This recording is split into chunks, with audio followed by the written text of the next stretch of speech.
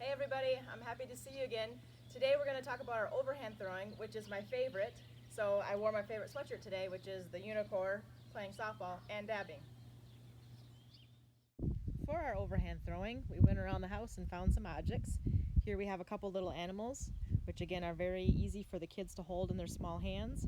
We have an egg, a tennis ball, and even a pair of socks. Most often, the first thing a kid will do when we give them an object to throw is walk up to the target and put it in. That's the habit we want to break. We want to get them to throw the object in the air.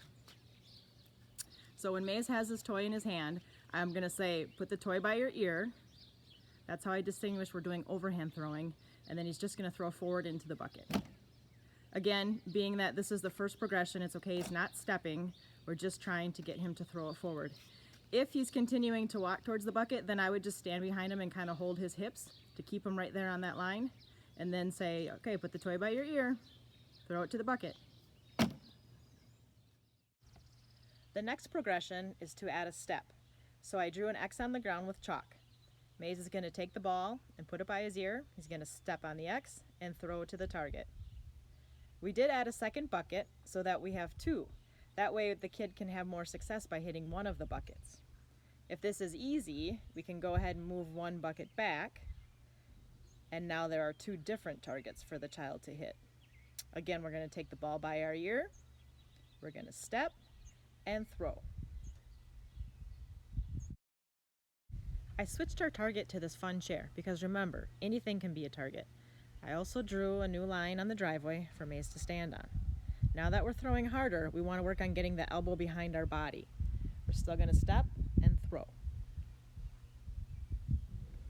So Maze will get a new ball. He's going to hold it by his ear, elbow behind him, step, and throw. As our kids are becoming more confident throwers, we're going to add another progression.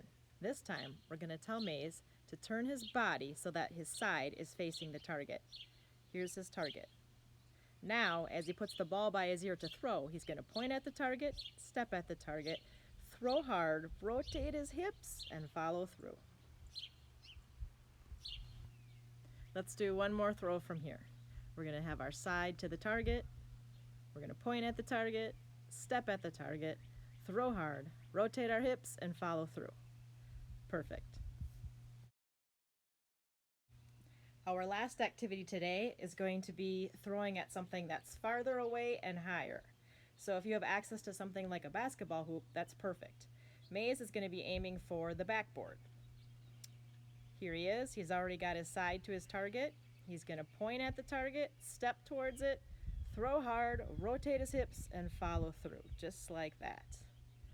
Thanks for watching our video today. I hope you guys get a chance to practice these, and I can't wait to throw with you in the gym again.